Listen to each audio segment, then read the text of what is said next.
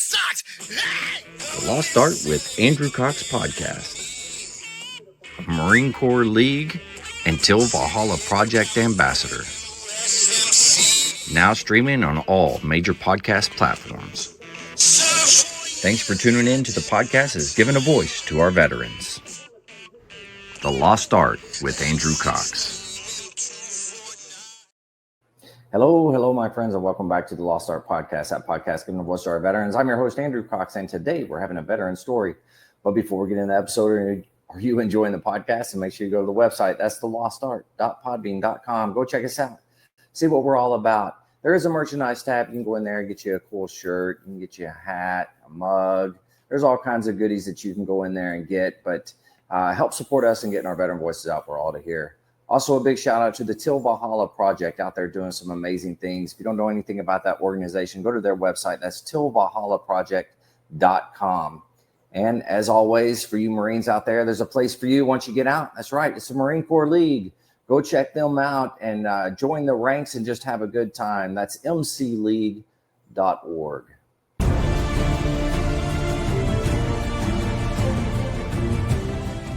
Are you a Marine veteran? Are you missing that bond you had on active duty? Then I have a place for you.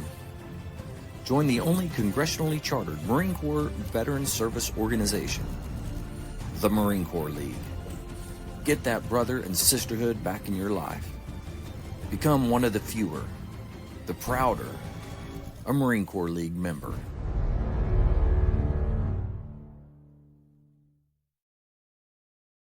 All right, we're back. I got my special guest here. This is Edmund Clayton. Edmund, how you doing? Great. How are you? I'm doing wonderful. I'm excited to hear your story. I guess we'll start at the beginning. Where did you grow up? Kind of what was that like, and what drew you to military service? I grew up in Northern California, the wine country, Napa Valley area. And I enjoyed the outdoors, grew up in the woods, liked hiking, shooting guns, hunting. Wasn't really interested in having a military career, but I did, from my point of view growing up, seemed like every generation in American history had their war. Right. And the way Americans go to war is they have a job, they live their own life, do their own thing. Mm-hmm. A war comes along, they join the military, they go fight, they come back. Right. And for my grandfather, that was World War I. Mm-hmm. For my father, it was the Korean War. They weren't military men. My father was in the Army because he got drafted. Right. Older cousins were in Vietnam. I had no intention of joining the military unless there was a war. Mm-hmm. Desert Storm came along, and I was 21 years old. Just got out of college. Had a job. Mm-hmm. You were still in Northern California at that time? No, I was in Southern California. I moved down there for college and graduated in Riverside area outside Los Angeles. I was working as an aerospace engineer. There were a lot of retired military in the company. Mm-hmm. And I was fascinated with the Marines. Right. They seemed like the scrappers that always go in and fight first before anybody else. So as Desert Shield was gearing up, I started talking to some of them about joining the Marines to go fight. So I thought, well, here's my war. Right. I've been waiting for. And they told me, well, I remember one guy gave me good advice. He said, if you want to join the Marine Corps, then great, go do that. But if you want to fight in this war, you're too late. Because by the time you get through the pipeline and entry-level training and make it to a fleet unit, this is going to be over. And he was right. Yeah. I never would have gotten out of officer candidate school before that war was over. So kind of talked me out of that. Mm-hmm. So I just carried on with with what I was doing. I ended up in graduate school and thought I'd be a university professor someday. Okay. But late in my graduate studies, I really wasn't enjoying what I was doing. Mm-hmm. And my mind came back to the Marine Corps. And I just thought to myself, it's probably now or never. I'm not getting any younger. Yeah. And by that time, I was already past 30. So I went and I talked to the officer selection officer in Baton Rouge, Louisiana. Okay. And he told me, yeah, you're right. You are too old. Oh, wow. Because the cutoff for joining the Marines as an officer was 28. That was waiverable up to 30. And on paper, that was kind of the end of it, 30 years old. I was already past 30.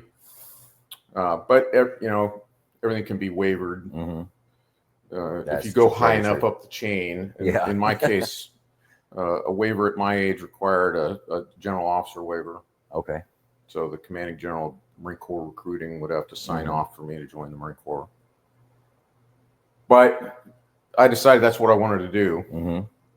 So while I finished up my degree, writing my dissertation, I spent the last 5 or 6 months of it kind of splitting time between working on my dissertation and getting in shape. Right. And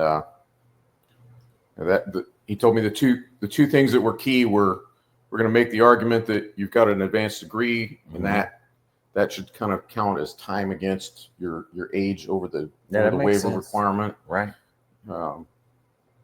And you need to be in great shape. Mm-hmm. So I got in great shape, and I got my waiver. Yeah. Joined the Marine Corps. Very nice. What year was that you joined? 1999. 99? Okay. So you just recently retired then? Yeah, I retired in December of 24. Ah, okay. Very nice. Okay, so you join up, going to officer candidate school.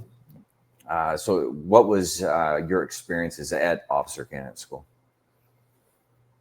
Well, Marine officer candidate school is pretty physically challenging. Yeah, absolutely. I don't need to tell you or probably your listeners about sort of the boot camp like experience. Right.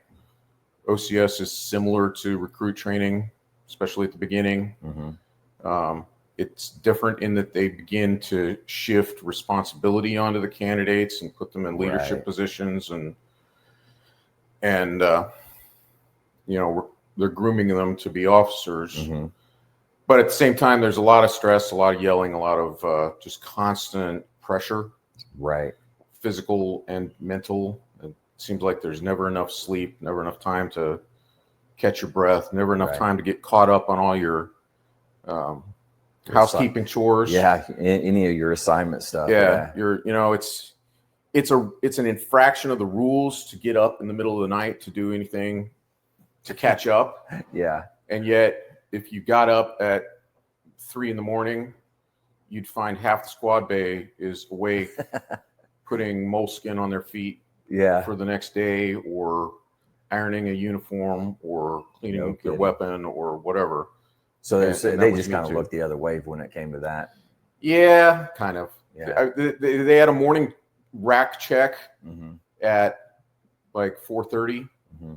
So at that time, you needed to be in your rack. Right. But up until 4:29, you could be working on stuff, and then you just needed to get back in and lie there like you were sleeping. Right. Everybody kind of understood that's how it worked. That's interesting. There's no way you could get through OCS and do well. At least I could not without using some extra hours during the night. So well, it makes sense. There's a lot that goes into what you guys do.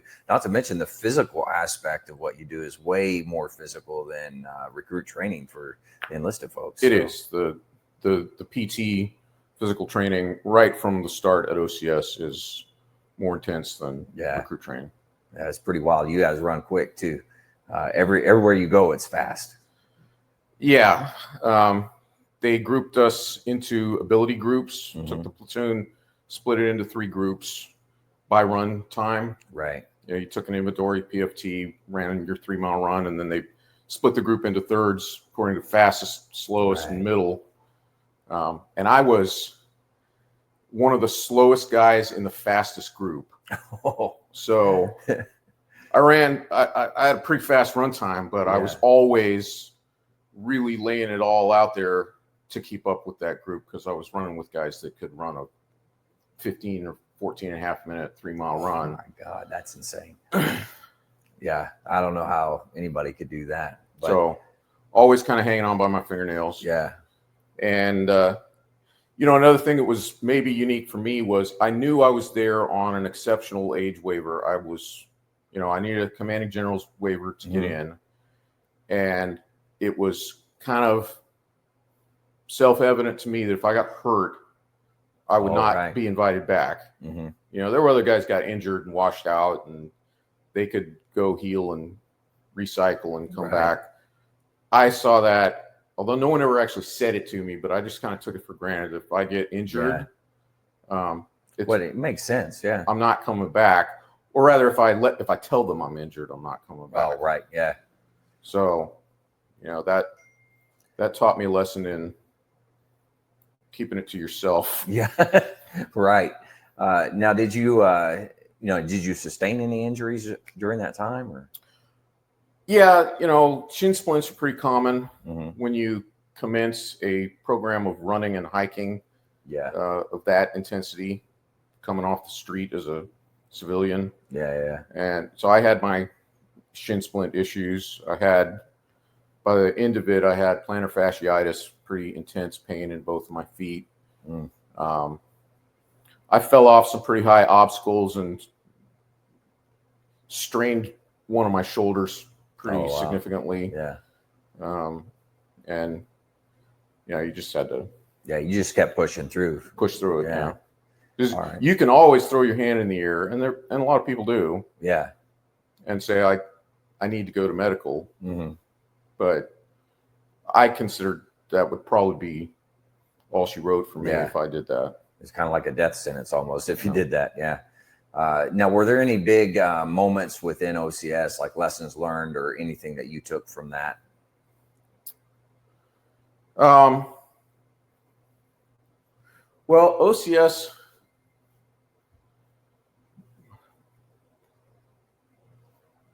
I enjoyed it in the sense that it felt like we were learning how to fight the entire time at OCS. Okay. The officership that you learn later on at the basic school includes a lot of customs and courtesies and protocol and legal and admin and how to use radios and technical skills that are not directly related to killing somebody. Right. There's some of that at OCS too, but mostly it seemed like we were getting physically hard and we were learning how to be warriors. Right. Which I was all about that. I liked climbing cargo nets and jumping over walls and running in boots and utes in the woods with my rifle, digging a hole in my back, come back, my sweatshirt's got a big blood stain on the back of it. Yeah. Sounds like fun. Yeah, it was. Yeah. I mean, it hurt. It sucked. It was, it was tough, but it was exhilarating. Yeah. And I was surrounded by really aggressive meat-eating guys, which was... Now, that I would imagine the majority of them were quite a bit younger. Yeah. Yeah. Yeah, they were mostly about 8 or 9 years younger than me. Yeah. Wow. Now, once you finish that up, you're going on to the next school. You already talked a little bit about the differences and everything, but how long was the second part? After officer candidate school, you go to the basic school, which is 6 months. Oh, wow. And during the basic school, you receive your MOS, military occupational specialty. And there's a school associated with that on the Now, back end of TBS. When it comes to your job, how are you selected for that job? Each class of TBS lieutenants is given an allocation of boat spaces, they call them, quotas for each MOS that has openings. Right. Headquarters Marine Corps does the math and determines how many people they require for the various MOSs. Right. They give that class an allocation of quotas by MOS. Candidates are, this is 1999, I don't know if they still do it this way. Candidates are asked to prioritize and rank order their choice of all the MOSs that have seats available.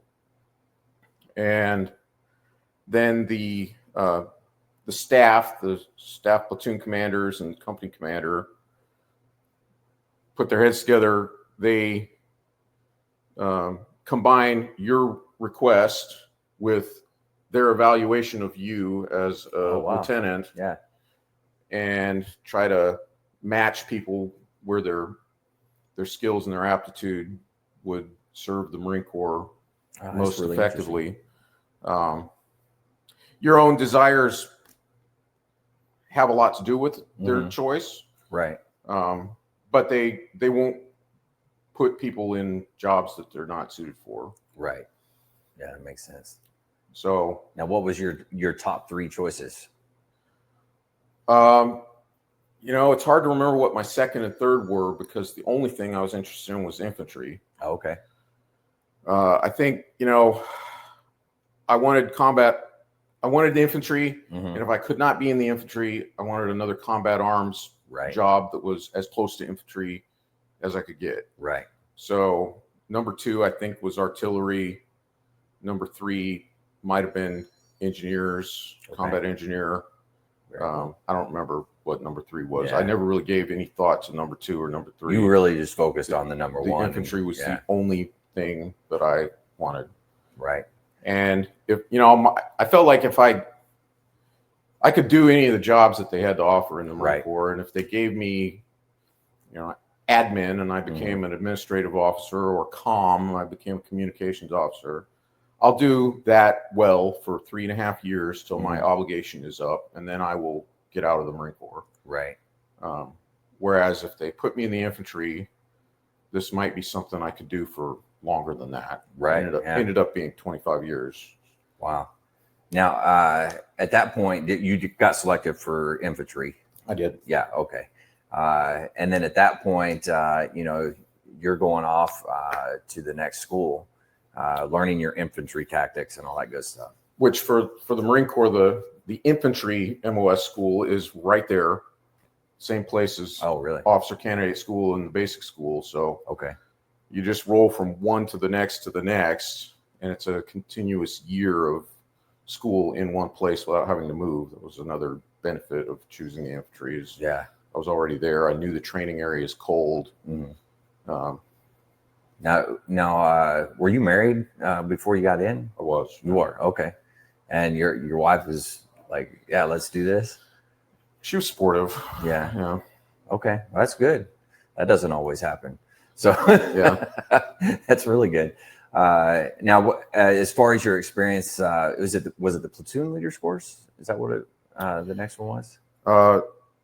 So platoon leaders course is one of the accession channels for civilians to become Marine officers. Okay.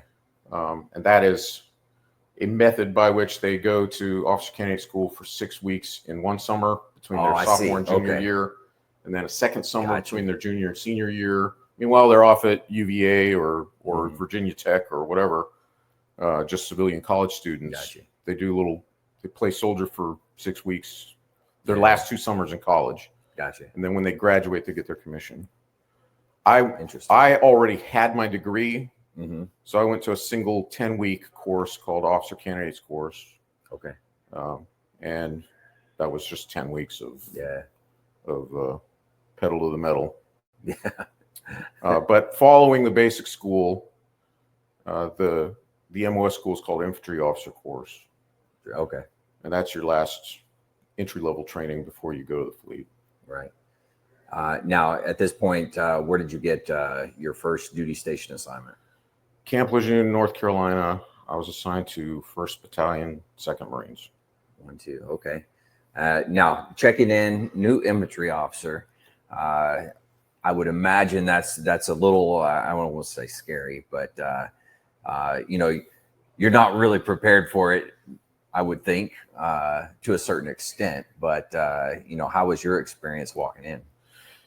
I want to think that every second lieutenant coming into the infantry feels like he is well prepared for it. Yeah. You're in peak physical condition like you've never been before, and you never will be again. Yeah.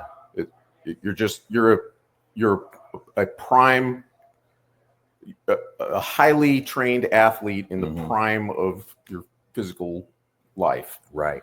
So physically, every second lieutenant that comes in is ready. Some struggle mentally and with leadership and whatnot, but generally a new 0302 lieutenant is at least hard and fast. Yeah. And it'll take you a long ways. I was ready for that. I was also, I think, about as tactically proficient as I could be coming from infantry officer course. I was a good learner. I was a smart guy. I picked up everything they taught me pretty well. One thing that was challenging just for my immediate introduction to the fleet, I learned one thing during the basic school and TBS, which was that I did not want to wear eyeglasses in the fleet. I came into the Marine Corps with 2400 nearsighted vision. Yeah. I wore big, thick glasses, issue glasses. Back then, they were the BCGs. BCGs. Yeah. I wore those the whole time through the pipeline, and the struggles of having rain spatters on your glasses, the steam up in hot weather. Absolutely. Sliding off your nose. You need a Velcro strap to keep them from falling off your face. You get hit in the face, they break. There's so many reasons not to wear eyeglasses in a combat environment. I made up my mind to get laser eye surgery on my own because the military would not pay for it. Oh, wow.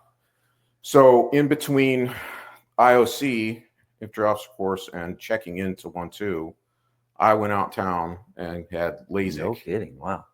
Now, that was that fairly new process at that point? It was, it was. LASIK was fairly new. PRK had been around for a while. Right. LASIK was the new hotness, and it worked great. I got 20 years of 20/20 vision out of it before I needed glasses again. But the immediate effect after, there's a few days of recovery where you're kind of almost blind. Your vision's real blurry, and you can barely open your eyes in daylight. Right. Kind of sit in a dark room and heal. That's no problem. But for a longer period of time, it's pretty common for people to get LASIK to suffer a loss of night vision. Wow. And for me, what that looked like was outside at night, I had no night vision. I would just see like this curtain of purple. Wow. So I checked into 1-2, still kind of recovering in that condition. And the day I checked in, my company was at the range. They were not the annual rifle range, but they were at a live fire range out on Route 24 outside the base, about 15 miles maybe from the company headquarters, in a straight line through the woods.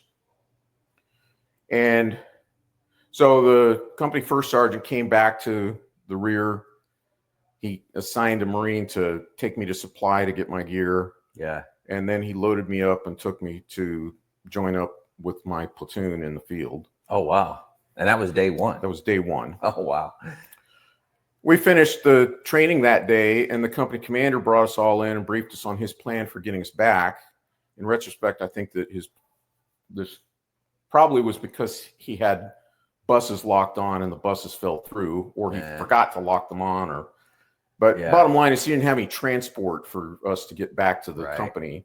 So he came up with a plan to do a nighttime infiltration, he called it, where we broke up into 4-man teams and had to land navigate our way back through the training areas to get back to the company headquarters. So he teams me up with 3 of the junior Marines that are going to be in my platoon. Right.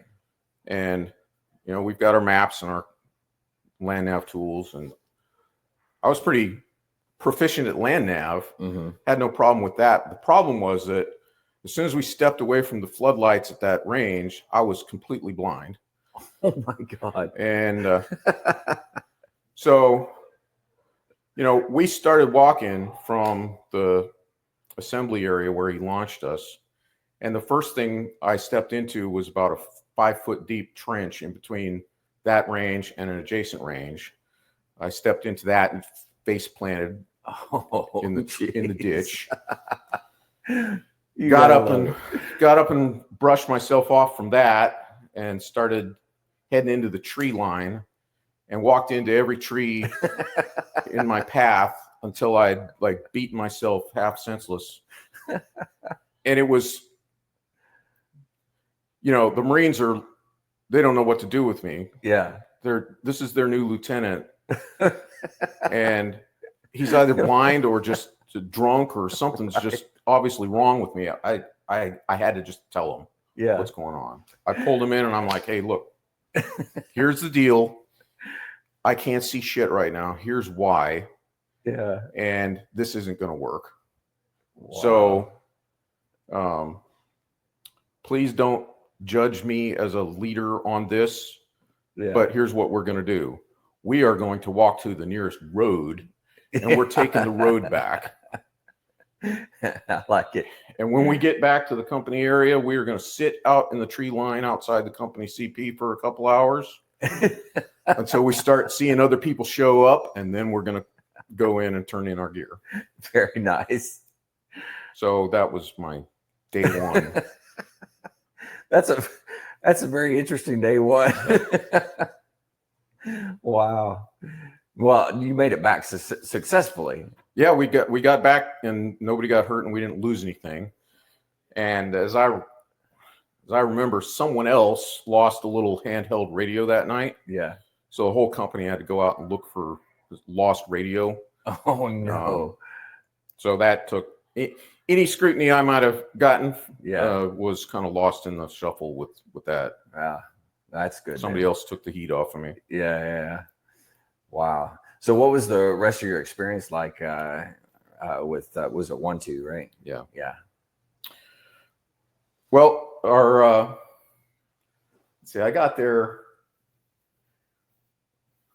at a good time, really. I guess the Marine Corps manpower management was working the way it was supposed to at that time, because we were kind of in the low trough of manning for that battalion. Right. Between deployments.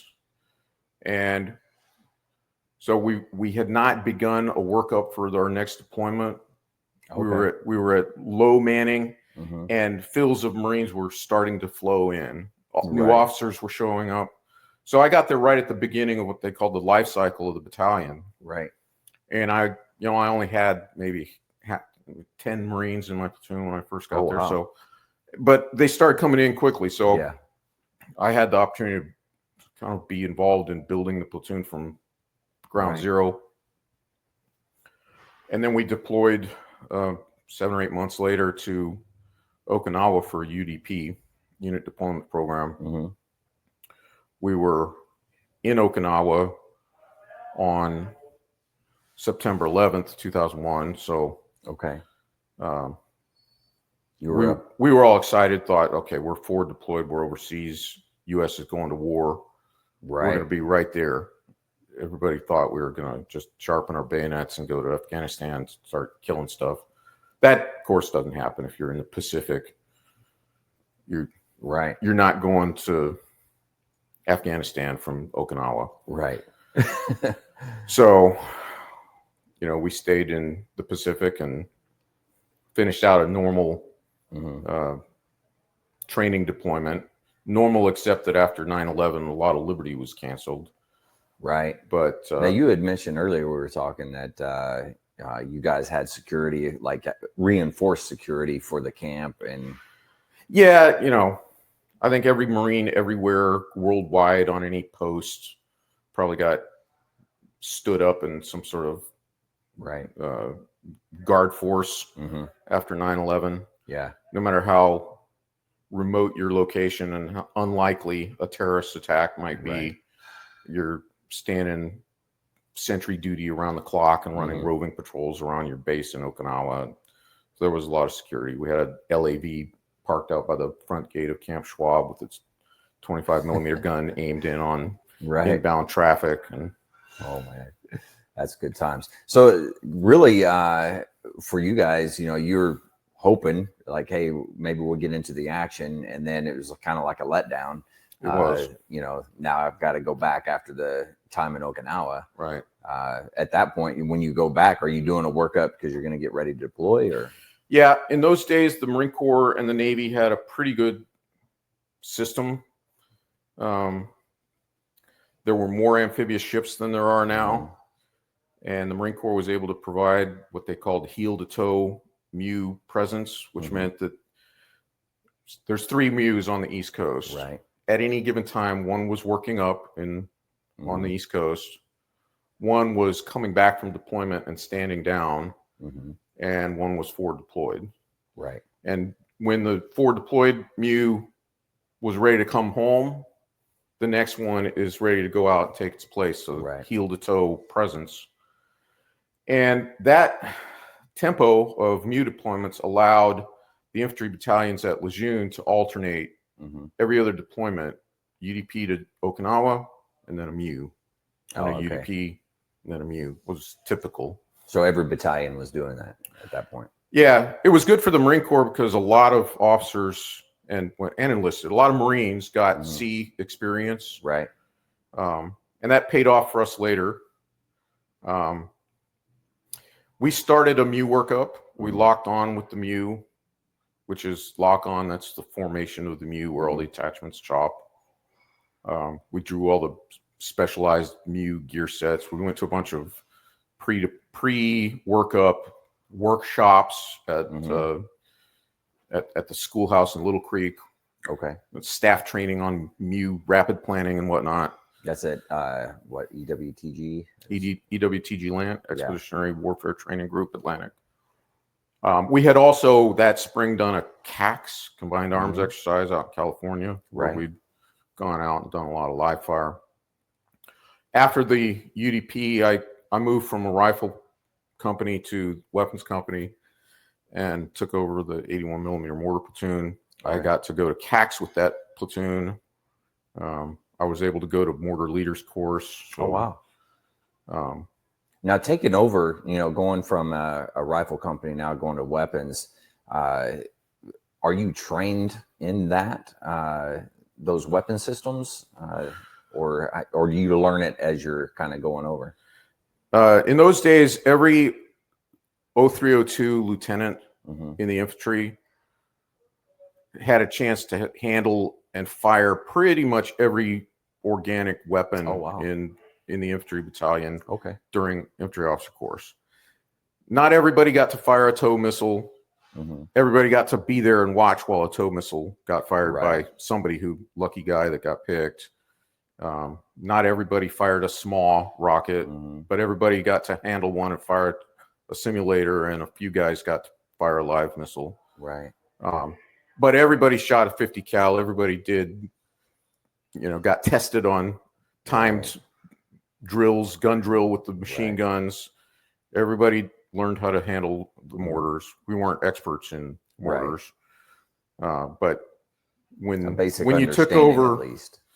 Yeah. When I took over, a year and a half later, took over an 81 platoon, I wasn't seeing the systems for the first time. Right. And because we had a stable training cycle at Lejeune in those days, we were able to do things in kind of a deliberate sequence. And I had the opportunity to go to a 6-week advanced mortar leader course over at Camp Geiger, which was cool. That was classroom, learning how to do fire direction, work a whiz wheel, plotting board, Right. Mortar ballistic computer, and it was hands-on with live fire, gun drill, and Oh, wow. So That's good. I was, probably more proficient in the basic skills than a brand new 0341 PFC coming out of School of Infantry would be. Right. I was not as good at, gun crew skills as my own Marines were, who did it every day. Right. Yeah. But I was good enough at it to know whether they were doing it right. I was good enough to recognize the standards. Right. And I took a lot of pains to get smart about every little trick that you could learn to be able to supervise a mortar platoon. Right. Okay. Like, you give them a direction of fire or an azimuth of fire and tell them to start laying the gun line. And, gun 2 says guns up. And then gun 4 says guns up. And they're racing to try to get up on that direction of fire. You can take their word for it that they're accurately laid on that azimuth. Right.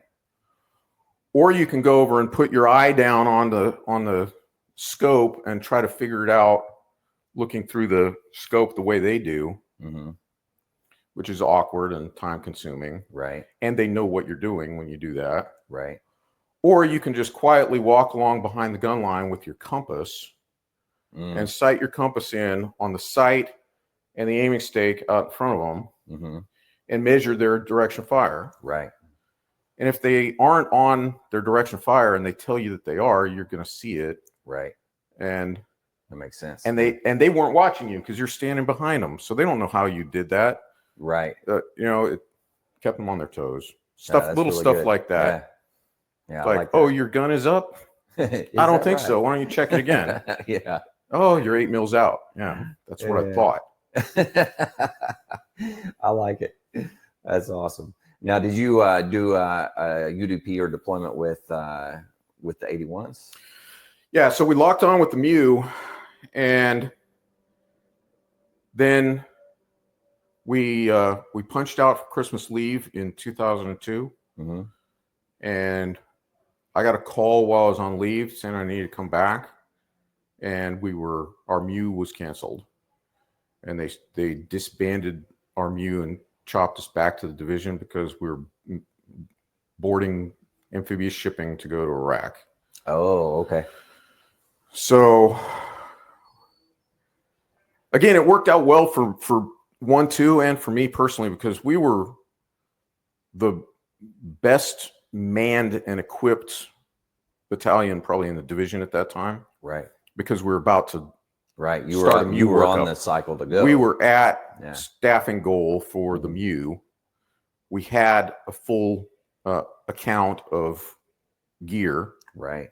We even had some extra stuff like pump action shotguns that we had signed out from the MEU. Yeah.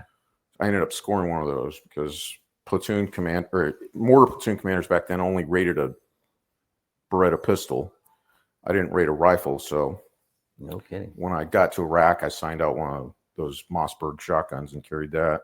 Which are fun to shoot, by the way. I really enjoy those. Yeah, and if the 81's platoon commander is firing his weapon, it's because he's being overrun. Yeah, absolutely. And if you're defending your mortar position at close quarters, then a shotgun is pretty that's good way to go. Yeah.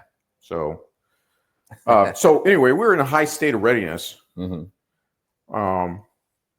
That ended up paying off for us in the unit that deployed. That was Regimental Combat Team 2, and they called us Task Force Tarawa. There were 3 infantry battalions. They had a company of Amtracs, which was enough to mechanize 1 infantry battalion. And because we, as far as this is the way I understood it, at least, the commanding general from back in those days might explain it differently. But the way I understood it, because we were most fully manned and at the highest state of training readiness, that is why they put us in the Amtracs, and we moved as kind of the vanguard for the regimental combat team. Okay. which put us in line to fight. Well, all the battalions fought at An Nazarilla, but 1-2 was the first into the fight. Right. We saw some pretty heavy action there. I got a lot of live fire experience with my mortars, right, in action, and that was kind of. Now, was that the first time that you saw combat was on Azaria, or did you see? Yeah, it was. Okay. Yeah, for almost everybody in the battalion, there were a few guys that had combat action ribbons from MU deployments. There was a gunnery sergeant in weapons company that had fought in Sierra Leone. Oh, okay, interesting. That would have been a MU operation that lasted for, I don't know, a few days or a couple of weeks or something. There was nobody around in those days that had fought in Vietnam. There might have been a Desert Storm guy or two somewhere, but by and large, we were all doing it for the first time. Okay. Now, how did you feel as you guys were going through on Azaria, and it's your first time in combat? Like, how were you? Do you feel that you did well your first go round? For me, from my own perspective, and I can tell you, the battlefield's really big. Yes. Yeah. And you're only aware of what you can see. I had a little more awareness because I was monitoring the battalion TAC 1 net, and I had some awareness of what was going on in the larger fight. But by and large, you only see what you see. And my mortar platoon was well trained. Yeah, we did well. Very nice. We outgunned the Iraqis every place that we met them. And not always because we had more firepower, but because we were better at it. Yeah, more accurate. I remember getting bracketed at one point by an Iraqi mortar section. They dropped a sheaf on one side of us. We were aware that we had just been shot at, but there's no way to tell where it came from. Right. I got all hands facing outboard looking for smoke trails, any kind of signal where the fire's coming from. A couple minutes later, second sheaf on the other side of us. It means they just bracketed us. Yeah. But with the second volley, we spotted smoke from where they were shooting. And before they were able to split the bracket and shoot again, we had mortars and machine guns on them, and we blew them up. Wow. So I was proud of my guys. They were, that's it. That's impressive. They were just really good at what they did. Yeah. It shows the professionalism of the Marine Corps. Well, for the majority of the Marine Corps, I would say. But, I got to do some things that a 81's platoon commander doesn't usually do, like forward observe for my own fires. Oh, wow. The following morning, we had fought on the first day, which was March 23rd, 2003. We dug in overnight. The next morning, before sunrise, when the sun just started creeping up, I was scanning the horizon looking for targets, and I saw earthworks about 2,000 meters away from me. I had a GVS-5 laser rangefinder. No way to charge its batteries, so I had it for about a week and used the heck out of it. And then the battery died, and it was retired for the rest of the deployment. But wow! But I had an accurate distance. I had an accurate azimuth with my little M2 precision compass. We had not shot from that location yet, so our base plates weren't sunk. Normally you like to sink base plates before you fire for effect on a target. But I was scanning the horizon. I see earthworks. I start looking at them more closely. I see that it's actually a pretty long trench line. It's freshly dug. I can see mortar tubes sticking up out of it. The Fire Support Coordination Center, which was in a C7 Amtrak, was parked right next to my platoon's position. So I ran over and told the captain, fire support coordinator, what I was seeing.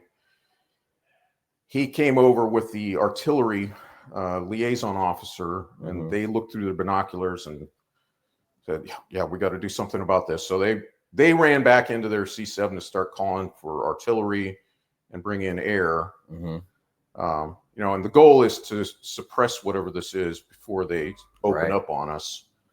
But I had an accurate range, distance, and azimuth. So I just gave polar coordinates to my own fire direction center. Yeah. We fired a platoon 1 to sink base plates.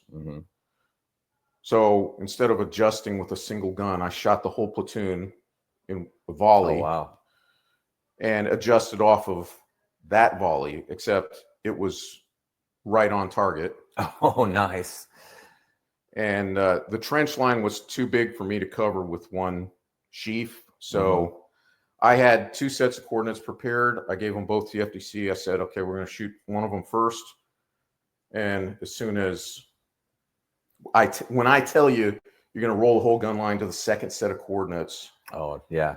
All right. So we can swing from one half of the trench to the other. So, we shot a platoon 1 single volley. It was accurate, immediate fire for effect, immediate roll to the second set of coordinates, immediate fire for effect with no adjust rounds. Oh, wow. And that was accurate. So it was under 2 minutes. We got, no kidding. We got platoon 4. That's 8 times. What's 8 times 4? That's 32 rounds. Yeah. 64. We got 64 rounds onto that target in under 2 minutes. Holy cow. And hit both ends of it. Yeah. And all we saw coming from there was flame and smoke and chaos. So they were suppressed. Yeah. And took about 10, 15 more minutes before the artillery battalion came in and hit them. Oh, no. And then a half hour later, fixed wing air came in and struck them. So, well, they got them one way or the other. I think you got them on the first go, though. We kept them from shooting at anything until absolutely. They could bring heavier fires in and destroy them. And like I said, that's not usually what the lieutenant is doing from the fire direction center, but because I had direct sight of the enemy, I got to call for fire myself. That's really cool. We on the first day we had some unique fires. So the fighting was kind of close inside the city of Van Nazaria. The first place I stopped that was in the line of fire. It was a pre-assigned coordinate that I'd been given to bound to. Right. And as I rolled in, I saw U.S. Marines fighting. They were like down on the ground shooting. They were from Alpha Company 1-2. They were on the flank of the position that I was assigned. I dismounted and started guiding my trucks, my platoon, the mortar trucks, into my position adjacent to them. And there were Iraqi soldiers on the position. So we had to dismount and clear the position. We were fighting hand to hand, captured prisoners. Wow. So it was close fighting. We cleared the site and got the guns set up, checked in. No one was talking to us on the battalion conic fire net. But I checked in with Alpha Company. They were in heavy contact, and they started asking for fires right away. Yeah, and they were all to your left. They were to my left side. And we were physically tied in with them. Okay. I knew some of those guys. I went over and talked to them. Yeah. They kind of oriented me on where the fire was coming from, and so we started out firing direct alignment at targets that their fire support team leader was just describing. Like, look for the minaret sticking up. That's where they're gathering in the courtyard. Yeah. So we dropped rounds for them. During that engagement, there was a machine gun that opened up on us from right across the street. And so I got to do some really close, danger close 81 fires. The distance was 150 meters. That's just basically almost straight up, straight down. It is, yeah. So the training minimum distance for 81s is 400 meters. And it was about 150. It was 150. Ooh. So, but we're in extremis. The machine gun's shooting at us. The fastest way we had of silencing them was we took the two guns on the flank closest to that machine gun, spun them around, broke them out of lay, spun them around, direct lay, shot one adjust round. It landed in front of the bunker they were shooting from. Real quick, fire another adjust round, landed behind them, split the bracket, fire for effect. So we started out at 125. We went to 175. We split it to 150. And then we shot 12 rounds, 6 rounds out of each gun. And I just remember there were like whole cinder blocks landing behind me. Oh my God. From the debris. Wow. You know, there was a lot of stuff flying through the air, and I was just standing up admiring it. I didn't even crouch down or anything until I saw a complete entire cinder block land a few feet behind me. I can't even imagine that. That's crazy. Yeah. So not many people get to experience that with mortars. Yeah, absolutely. It was a little bit unique, I guess. If you go back to World War II or something, Korea or Vietnam, there were many people that experienced much more intense situations than that, but nobody else I knew had ever had like debris from his target landing behind him while he was shooting. I mean, that is close. I mean, that's pretty wild. And so you guys pushed through Al Nasiriyah, and you're on your way up to Baghdad at this point. Yeah, well, the Marine Corps writ large was on its way to Baghdad, but for us, we held in Nasiriyah while 1st Marine Division pushed through. Oh, okay. The forward passage of lines, and they went to Baghdad. And Task Force Tarawa from that point on did basically clean up. Yeah. Went to a few places where the division had bypassed, and we were in. After we left Al Nasiriyah, we didn't fire another shot at the enemy.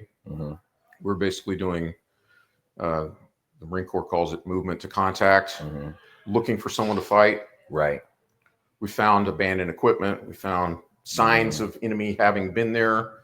We found some places where the enemy had been blown to smithereens by 3rd MAW, the air wing. Yeah. But we didn't find any more enemy. Right. So that Al Nasiriyah was the biggest part for the battle. For 1-2, that was the fight for us. Now, was 1-2 the only unit from 2nd Marine Division there? No, the other battalions were 3-2 and 2-8. Okay. They compared to later on in Afghanistan or even rotational deployments in Iraq, the table wasn't all scrambled with infantry battalions the way it would later become. Where 10 years later you'd go to Afghanistan with you might come as 1-2 from the East Coast and get assigned under 5th Marine Regiment and be serving with a West Coast battalion and a Hawaii battalion or a reserve battalion or an Army battalion. It was all mixed up. In OIF-1, they still had unit integrity. So we were there with our parent regiment, 2nd Marines, our sister battalion, 3-2. And the only reason 2-2 wasn't with us was they were on the MEU. Oh, so they pulled 2-8 over from 8th Marines and filled them in with us. Okay. Wow. That's very interesting. Now, and how long were you on that deployment, like total time in? It only ended up being about 5 months. Okay. After Al Nasiriyah, we hunted the enemy for a couple more, probably another 6 weeks, maybe. Yeah. With no contact. We settled down in one spot during transition to what they called Phase 4 operations, basically counterinsurgency in its infancy. Right. without any experience or tactics in counterinsurgency. But Right. you know, Yeah. we weren't were fighting learning it. anymore. We were Yeah. kind of just patrolling and keeping the peace. Right. We did that for a couple of weeks, and then we went back to Kuwait and got back on our ships. Okay. And then you took the ships back home. Yeah. Yeah. Once you got back home, what was your experience, you know, coming back from combat, your welcome home? I mean, the guys that went to, you know, Desert Storm come back and they get a ticker tape parade and all kinds of stuff, you know. Did you guys get the same type of thing? It was the same for us. Yeah. You know, we were the first ones to come back from the war in Camp Lejeune, and there were people lined up all along the highway outside the base with banners put up. Mm-hmm. And, you know, I just remember miles and miles of people on the side of the road waving to us. I mean, it was a warm that's really cool. reception coming home. Yeah. And, you know, your family was there and everything whenever you got there. They were. Yeah. We had lost some guys, so there were funerals and casualties to process. Mm-hmm. Now, how was for you guys? This is the first time we've been in combat in a while. So, how was processing what had taken place with individuals getting killed, that type of thing? Did the Marine Corps, the Navy help you through that? Was there anything at that point? So you asked about the Navy. I will say this for the Navy. We left the ship, it was the USS Ponce, where my battalion headquarters and weapons company and one of the rifle companies were embarked for the trip to Iraq. Mm-hmm. And when we came back on the ship to go home, the Ponce had a plaque, like picture like a 75-inch TV screen. Mm-hmm. It was a gigantic plaque made with the names of our fallen, names and dates and photographs, and commemorating 1-2's experience in Iraq. They had that made and hung up in the mess decks. Wow. You know, right where you came in from the flight deck into the mess deck, there it was hanging. So everybody that came on board or left that ship walked past that. Wow. I thought that was a nice gesture from absolutely the Navy. Yeah. Now, I what I've experienced coming back, there wasn't a whole lot of, you know, dealing with the trauma maybe that you've seen, the combat trauma, those types of things.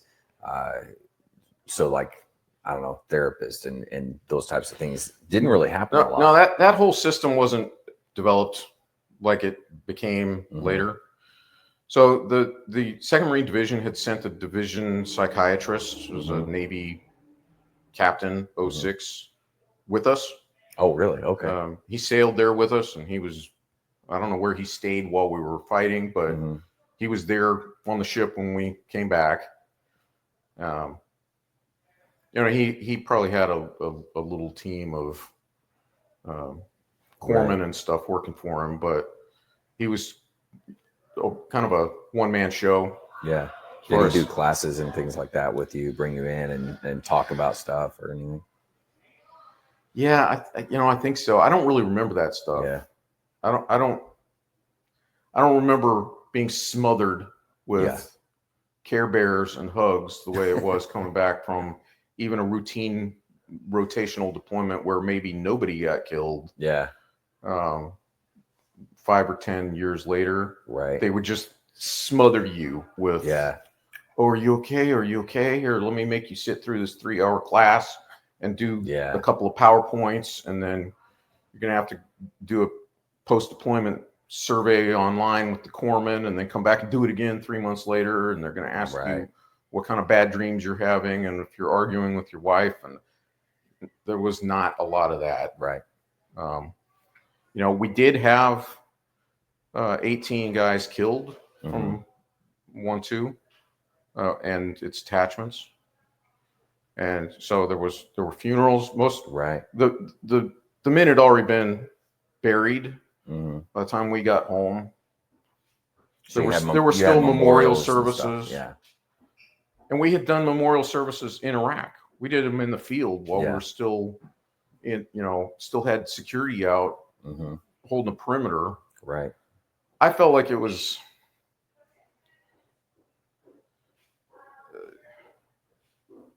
the fact that there were not a lot of combat veterans in the unit was kind of evident in the extent to which we let the casualties kind of break our stride.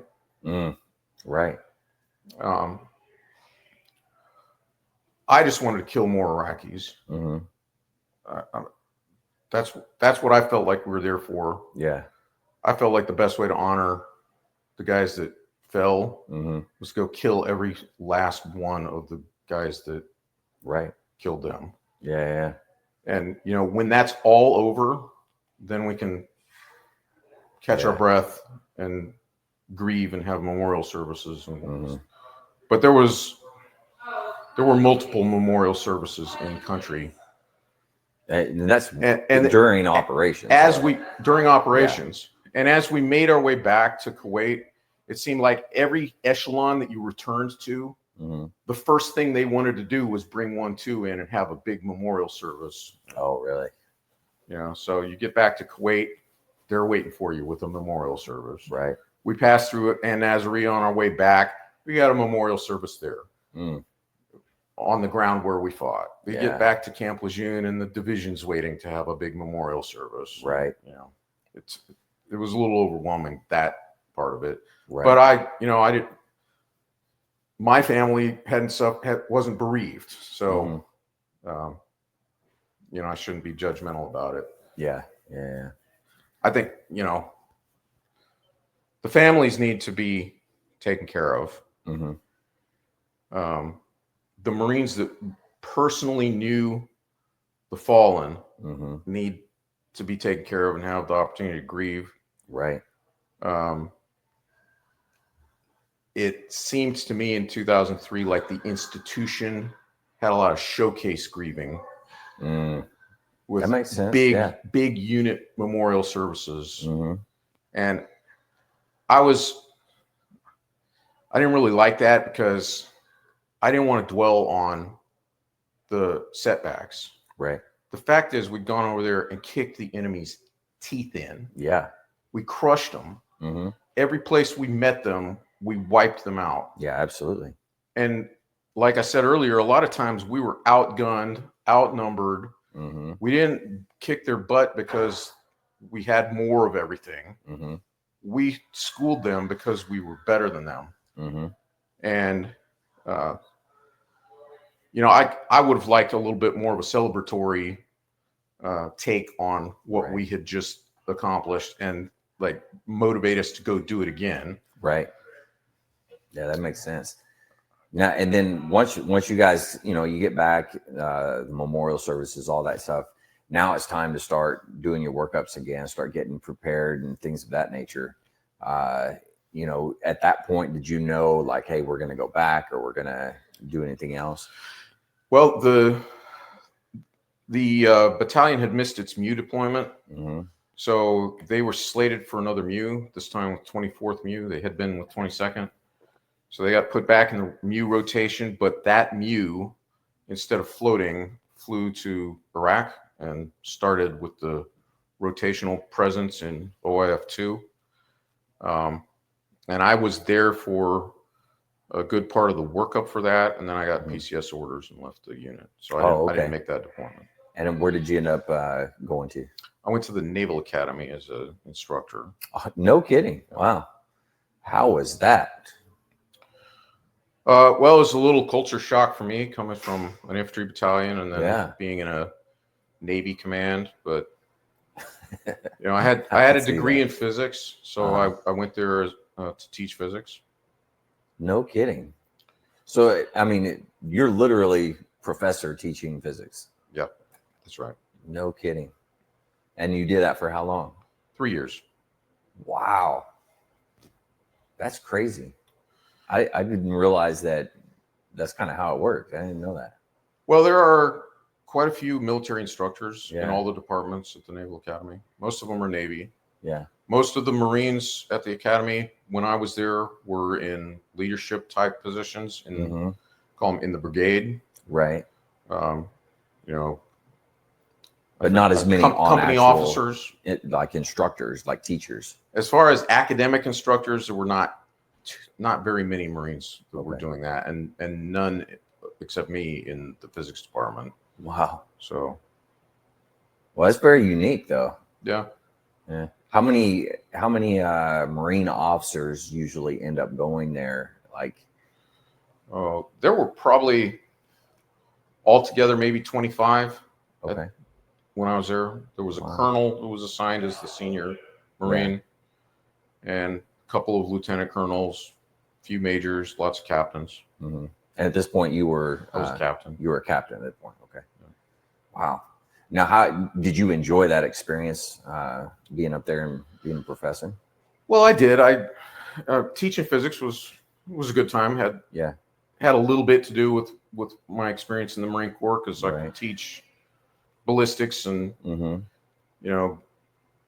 work gunnery problems into the physics assignments and illustrate things with examples from combat. If you're teaching how things fly and on the trajectories they follow, you can make that into an artillery problem, or dropping a dumb bomb from an airplane, and what angle does it drop, and how fast are you going, where's it going to land, that kind of stuff. So I enjoyed teaching physics. A collateral duty for all the Marines there is to support the Marine recruiting mission. The Marines compete for midshipmen to select Marine Corps.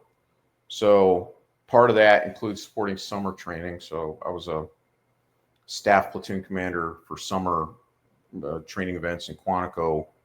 Every summer I was there.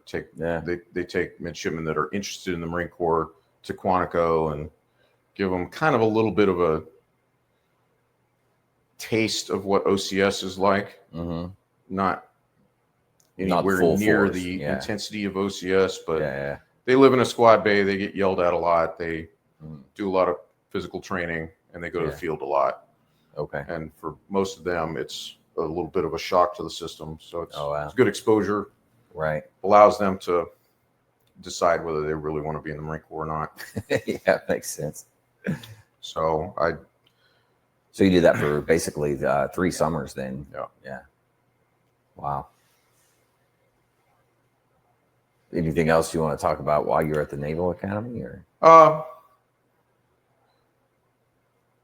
It was a great duty station. I enjoyed it.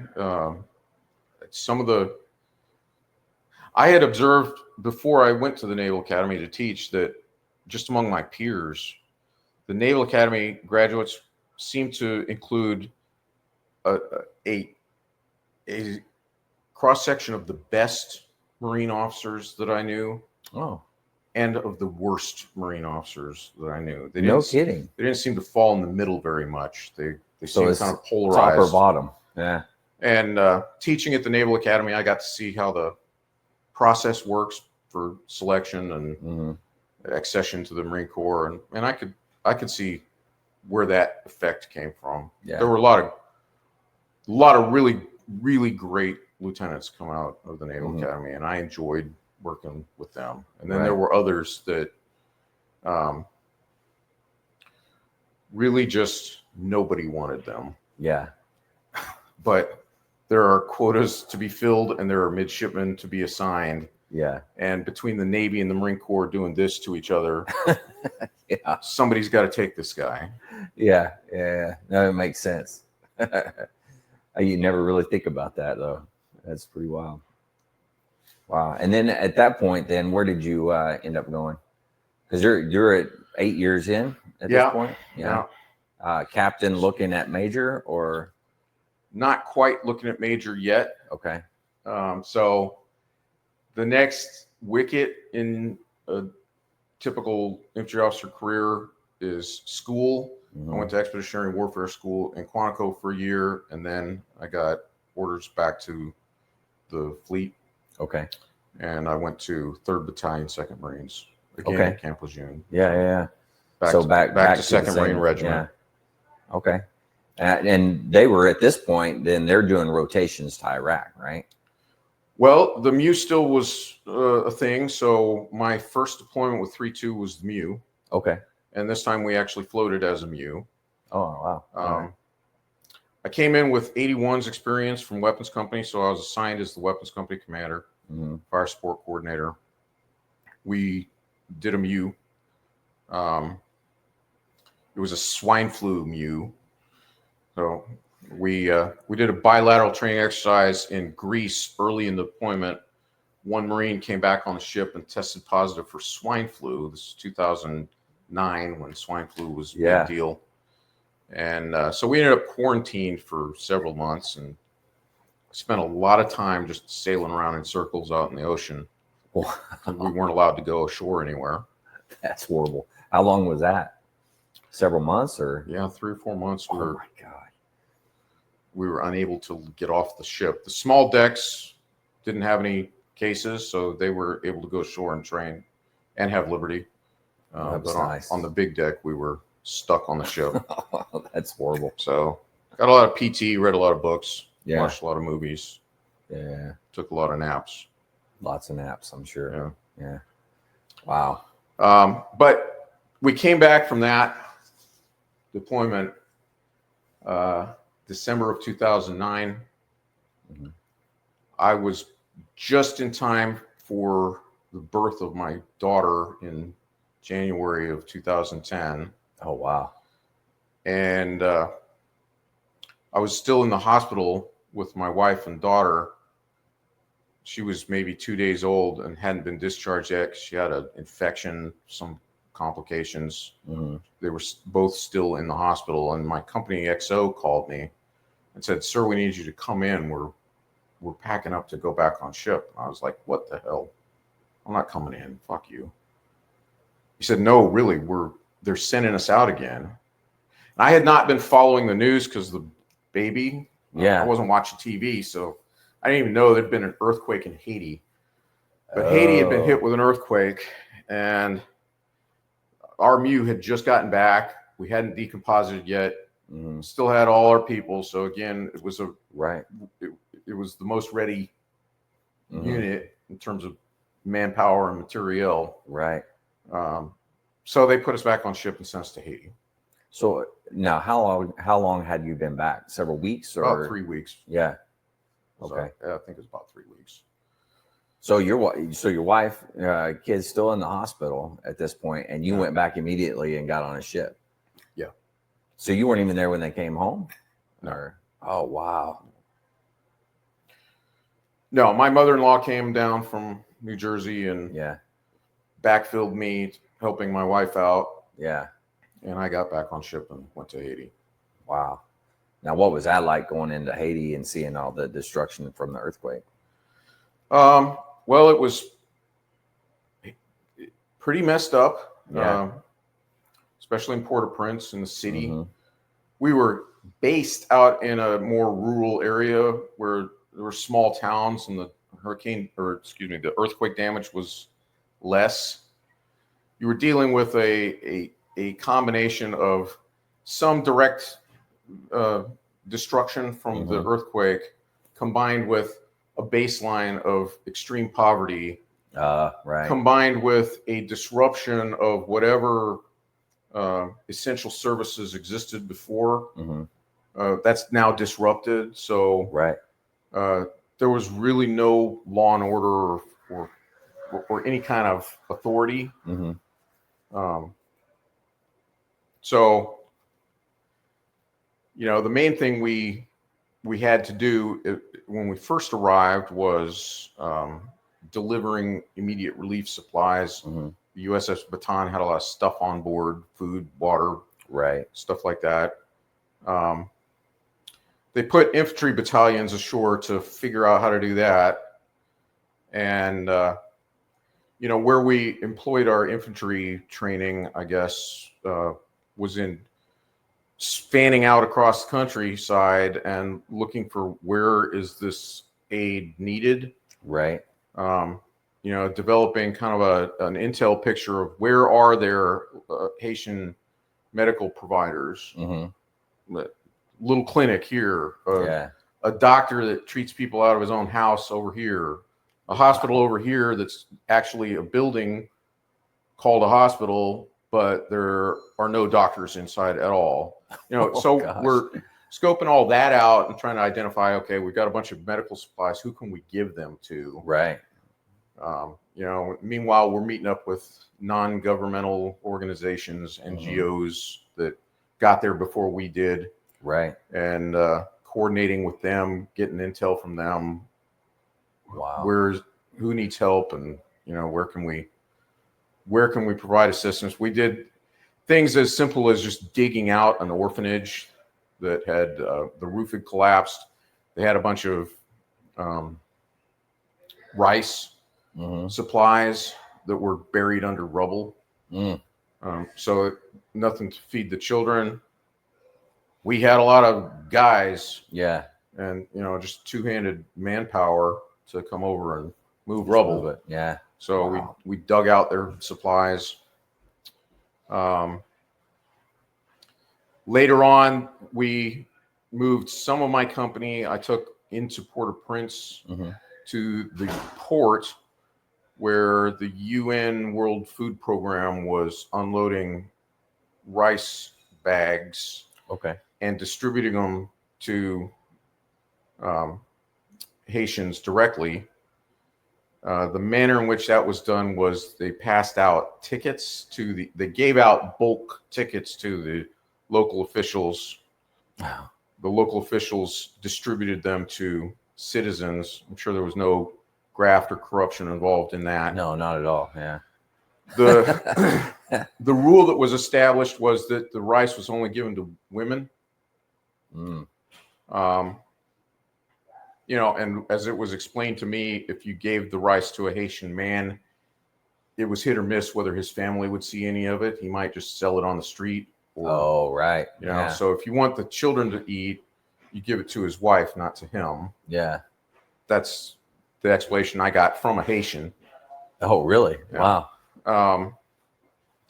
The problem, there were a couple problems with that. First off, the bags were coming off 50-kilogram sacks, and they were only giving them to women. And it was just how are they going to get them? Yeah. Step up, and each woman rated half a sack, but the sacks weren't divisible by any means we had. So it was up to the Haitians to figure it out. So they had to pair up in the line while they're waiting with another one. Two ladies pair up with each other. Yeah. They may or may not know each other. They're not going home to the same place. And you hand them a 110-pound bag of rice, which between the two of them, they can barely walk with it on their shoulders. Right. Some of these ladies are old and elderly, can barely move once you put all this weight on them. Yeah. And right outside the security checkpoint where the rice is being issued, there's a throng of teenage and 20-something Haitian men waiting to punch those ladies in the mouth, and knock them out flat, and take off with their rice.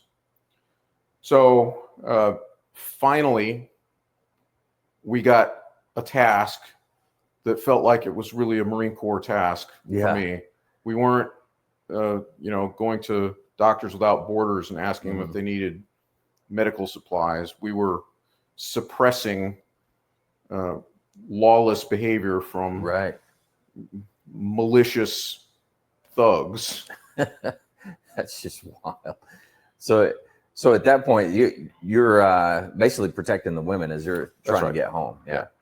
We were protecting them from being run over by traffic, from being ambushed and beaten up outside the issue point, and having their rice stolen. Now, once they got a block into the city where we could no longer see them, God help them. I don't know. Yeah. I don't know what their plan was for getting all the way home. Some of them had their husbands and sons waiting outside the checkpoint to join them. And we just had to link them up. Okay. But, when I got there, it was chaos. I think there was really very little rice making it out of the immediate area outside the checkpoint because the thieves were just swarming. Yeah. And, so we took measure of what was going on and started setting up a perimeter. And then really we just started beating the crap out of,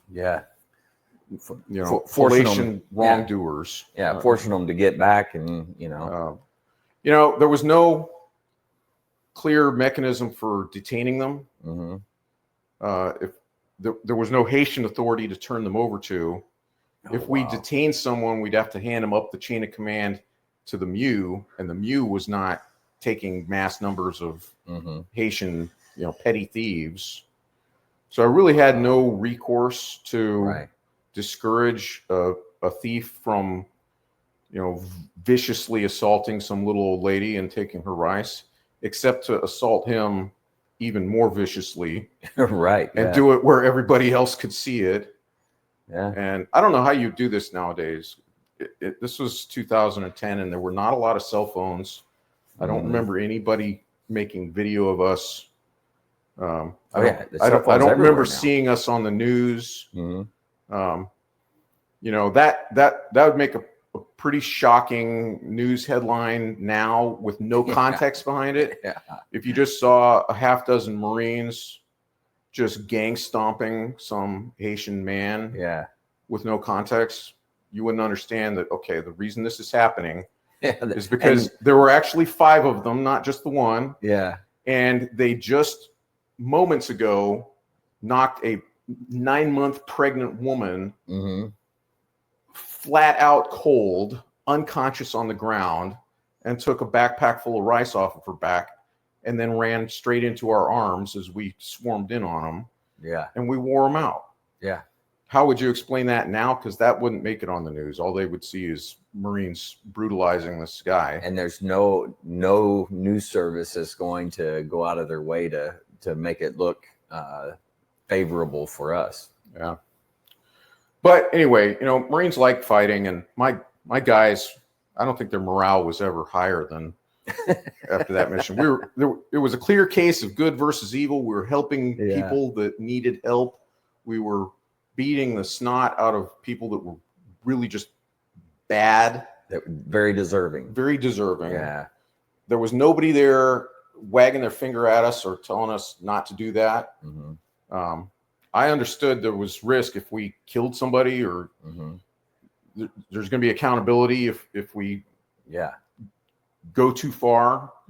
So I was there to provide top cover for the guys and to provide some adult supervision and keep them from going too far. But when I arrived, the Marines that were already there were not doing anything. And they were afraid of getting in trouble. Right. Yeah. So there was violent behavior going on right in front of them, and they weren't intervening. And I had the lieutenant walk me around and orient me to the problem. And I pointed at a guy and I said, that's what you're talking about? That guy right there? And he said, yeah, he just robbed that woman over there. So I walked over, I grabbed the guy by the back of his hair, leg swept him, threw him on the ground, knelt on top of his neck, punched him in the face, took the backpack back from him, gave him to 2 of my guys and said, get him out of here. I don't want to see him again. Yeah. And then I told the lieutenant, okay, you understand the rules of engagement? Is that clear enough? Right. Yeah. Don't kill him. Yeah. I think that works. Demonstration is always a good thing. It took us about 3 days. And by the 3rd day, that port was running smoothly. They got the picture at that point. They either went somewhere else, or they at least moved back into the city and set their ambushes a few blocks away where we couldn't see them, but they weren't right there at the port ambushing people as they walked out with the rice on their shoulders. Holy cow. And how long were you guys in Haiti? It ended up being about, it was just under 90 days, about 80 days. Wow. And then you get to come back and see your wife and your kid again. Yeah, not so much because well, we came back. Yeah. We decomposited, which was a busy time. Mm-hmm. You're doing a lot of property transfer and standing down a mule. There's a lot of work to that. And I had been promoted to major while we were in Haiti. Okay. And they picked me to be the next battalion operations officer. Mm. And we had a change of command coming up. The new inbound lieutenant colonel was already there. Right. Waiting to take command. Is this your room? Sorry, can I get an extra towel? Yeah, go ahead. So he was eager to start planning for the next deployment, which would be an Afghanistan rotation. Yeah. And I was the new operations officer. So we hit the ground running with work up for Afghanistan. Yeah. I really didn't see my family much during that time. We were stateside for another 8 months, but I was either gone in the field, deployed for training, or working till 2200 in my office. Yeah. Well, almost operations officer is completely busy. I mean, there's no stopping for that. Yeah. The Afghanistan workup process was pretty demanding for the 3 shops. So yeah, I wasn't around much during that 8 months. And then I went on deployment, and my daughter was almost 2 by the time I really spent any time with her. Man, so you end up going to Afghanistan. What part of Afghanistan at that point? Helmand Province. Okay. Musa Kala and Nowzad, which is Musa Kala is really one of the Taliban hotspots. When I came back to Afghanistan some years later, after we had mostly withdrawn, the Taliban leadership were all based in Musa Kala, right there where we had been in 2011. Wow. So Musa Kala was very kinetic, very intense place to fight. Yeah. Now, a completely different type of operation than what you've done before. Yeah. So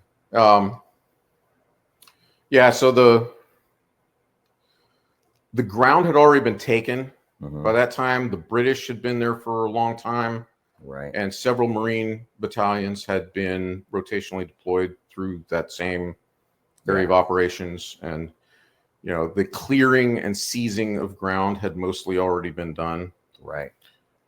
We did a little bit more clearing and just expanded a little bit to improve kind of the geometry of our defensive umbrella. But the mission was to provide security around a population center and keep the Taliban out of that population center while you developed the governance and the economy and the other non-kinetic lines of effort.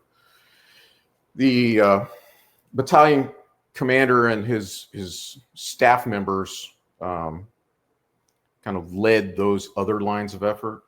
My responsibility as the operations officer, the way he delegated tasks was mainly for the security. Right. So I was mainly concerned with fighting. And at this point, we're mostly static. And what fighting consisted of was a lot of counter ambush. Right. Where our convoys would strike an ID and come under fire, and we're doing counter ambush, sending air to assist, sending wreckers in to pull out wrecked vehicles. Right. And offensively, we were hunting IED emplacers using remote sensors. So we had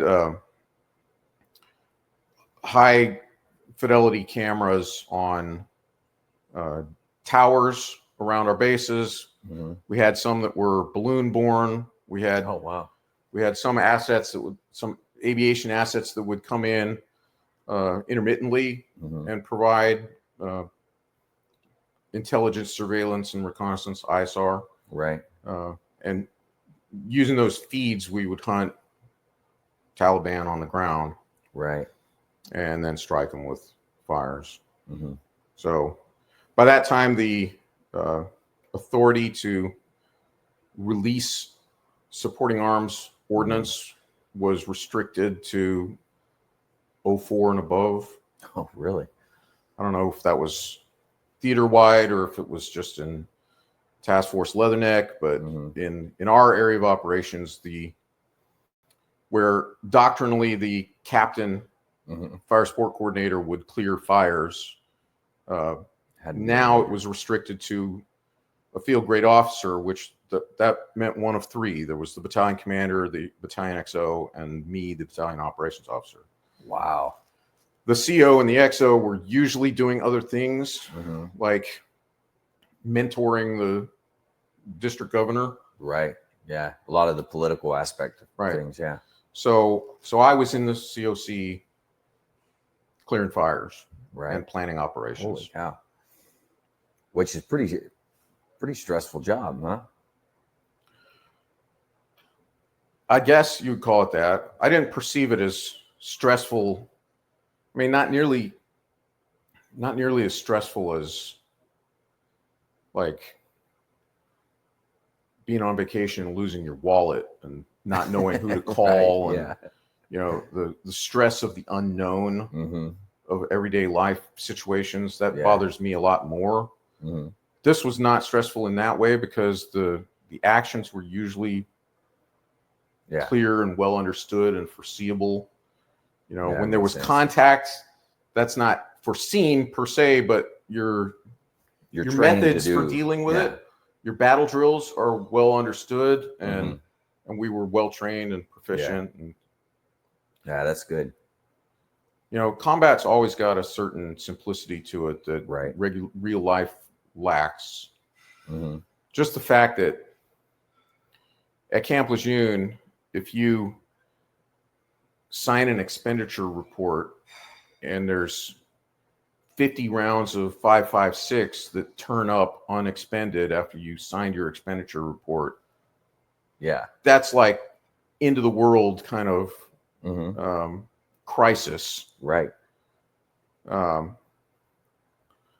On ship on the Mew, when they issued ammo in the hangar deck for a mission ashore, I was standing there snapping 5.56 rounds into my magazine one time, and I dropped one, and it fell into the crack between the elevator and the hangar deck, and I could hear it falling like, I don't know how many hundreds of feet, but I hear tink, tink, clink as this thing is falling all the way down to the bottom of the ship. Oh, geez. And I know, okay, I'm never getting that round back. I went to the S4 officer and told him what happened. He's like, okay, here's an expenditure report for one round. Jeez. Which I don't know if that was even true because we didn't expend it. It's still down there. But you know, there's that kind of crap in real life, which goes away in combat. In combat, you shoot at the enemy, and ammo just shows up. You know, I remember in Iraq running low on mortar rounds, and a few hours later, a CH-46 came in and hovered right outside my gun line. They didn't even land. They were 3 or 4 feet off the ground, and the crew chief was throwing cases of mortar ammo out the back onto the ground. Mortar ammo and 7.62 Link. And my guys ran over there and got it, and he took off. He was there hovering for about a minute. And that's how we got our resupply. You know, we didn't know how much we were going to get. We didn't have to tell anybody what we did with it. We were just fighting. You know, that kind of simplicity. That's just ammo. That's one example, but like across the board, the bureaucracy of real life melts away when you're in battle. Yeah, and that's probably one of the reasons that you have Marines that do so well in that environment, but do so poorly in when they come back in garrison. Yeah, probably so. Yeah. Gotta love it. Let's see. So you did a 6-month deployment in Afghanistan? It was 7 months. 7 months. Okay. All right. And then still a major, come back. And then what? Where'd you end up? I came back to Camp Lejeune. At that point, I've been really absent from my family for almost 3 years. Yeah. Pretty much the whole tour at Camp Lejeune. Mm-hmm. My daughter was almost 2 and didn't know who I was. Right.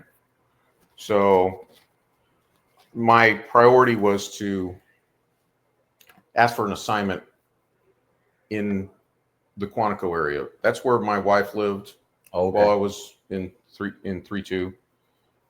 She had a job in DC, and we had a house still up in the Manassas area, Manassas, Virginia.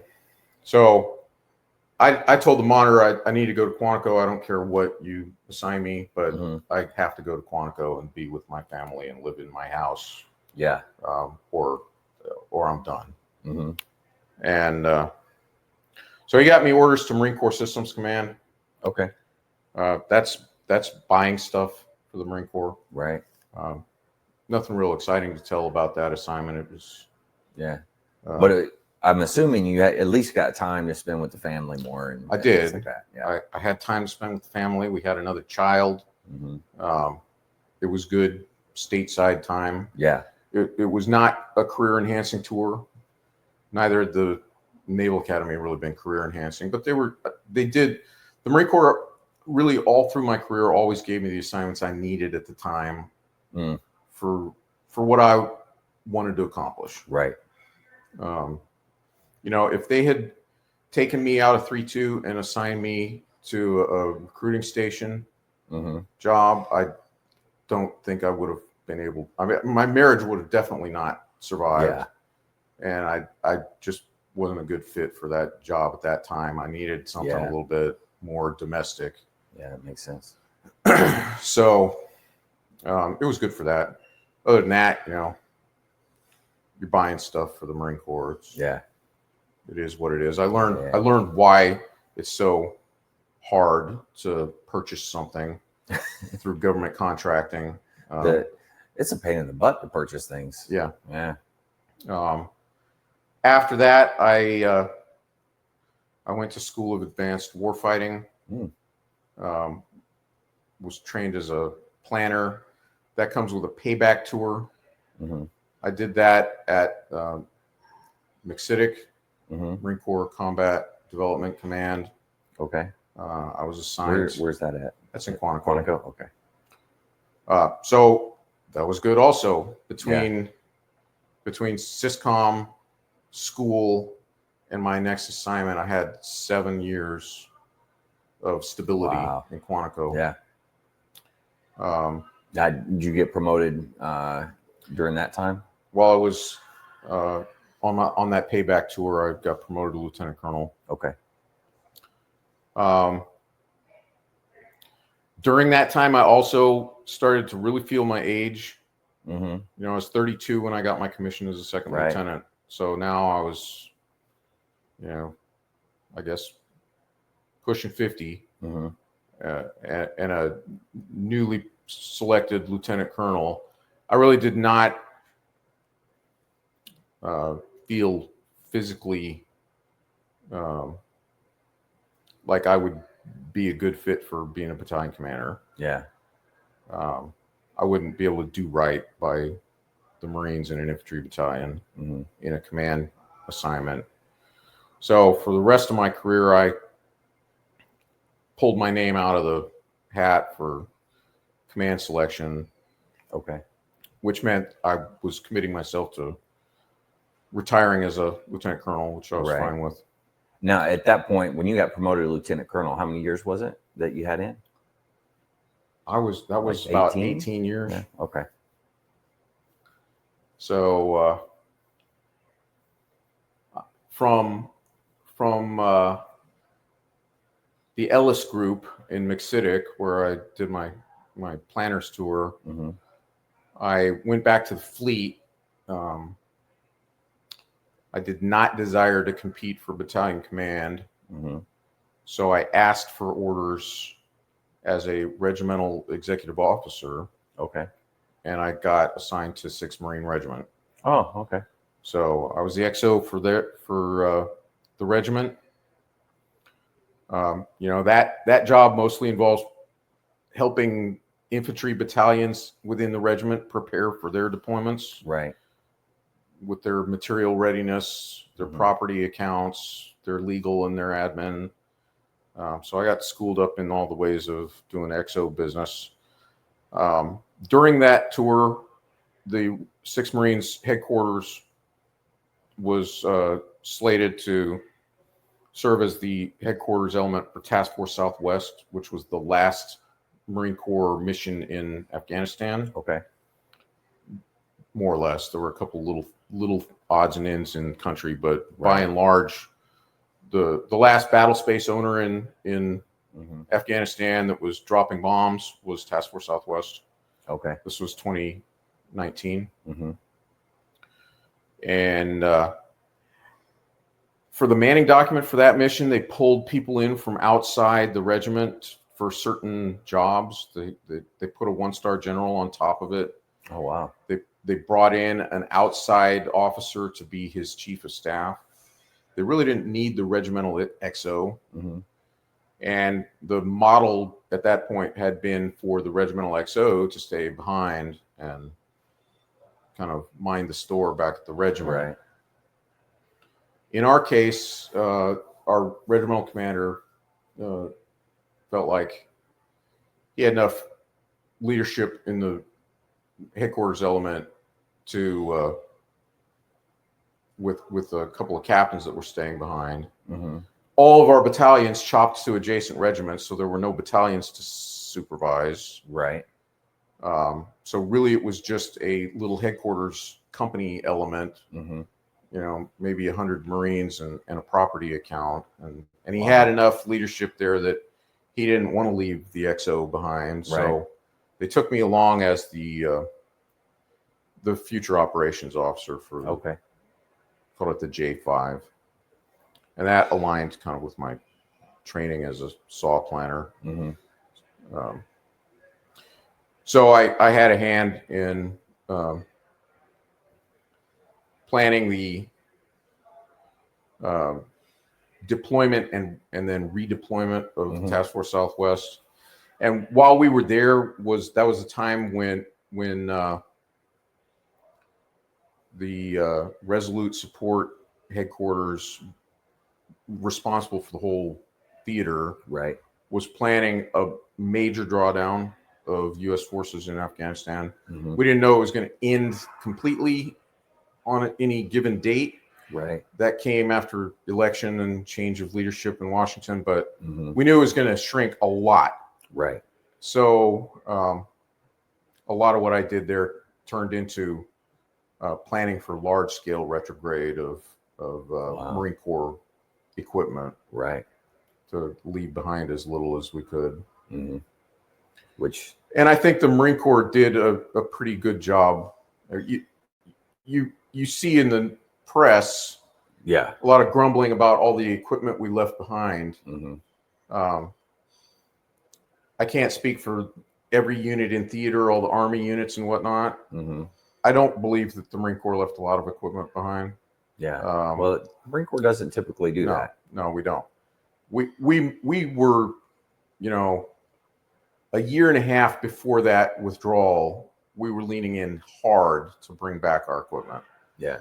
And I think a lot of what you hear about the Taliban ended up owning was actually given to the Afghan army. Yeah. And then they were unable to hold on to it. It makes sense. But interesting. That was my last deployment of my career. I came back from that and knew I was going to retire after my next assignment. Mm-hmm. My wife had family in Florida and wanted to retire to Central Florida. Okay. So she told me, get orders to MacDill Air Force Base in Tampa. Doesn't matter what command. Just get there. Just get there. The options at MacDill are Special Operations Command, Central Command, and Marine Forces Central Command. Those are the big headquarters that have jobs for Marine officers. Mm-hmm. And I got orders to SOCOM, Special Operations Command. Oh, okay.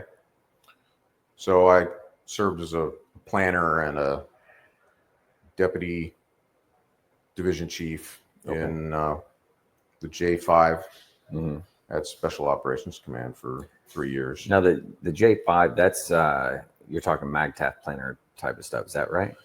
MAGTF planner is what I was trained as, Uh-huh. but 4-star headquarters is significantly above the level Right. of a MAGTF. So really this was strategic planning. Got you. Okay. And it was very different from MAGTF planning. I learned the difference between, I really learned the difference between strategic and operational and Right. all those terms that you learn in command and staff college. We were at SOCOM, they're functioning at the strategic level. Yeah. That's really cool. Now, was that a job that you enjoyed? I enjoyed it.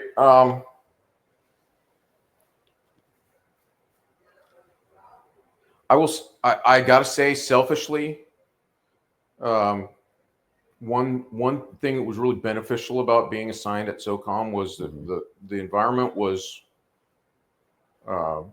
permissive enough that I was able to do my due diligence in preparing for my retirement. Oh, that's good. Which, in retrospect, would have been really hard at Lejeune if I was in the MEF staff or the division staff. Yeah. You know, those guys are just worked like slaves Mm-hmm. in MEF and division. And I had a pretty reliable office job at SOCOM where if I've got medical appointments today, I'm just not going to be here because I got medical. Right. And whatever I would have done, it'll wait till tomorrow. The command was really supportive. Yeah, that's awesome. And, you know, I had 24 years at that point, 24 years worth of not going to the doctor. Because going back to when we started talking, you know, at OCS, you do not raise your hand in the air unless you want to run the risk of getting dropped. Right.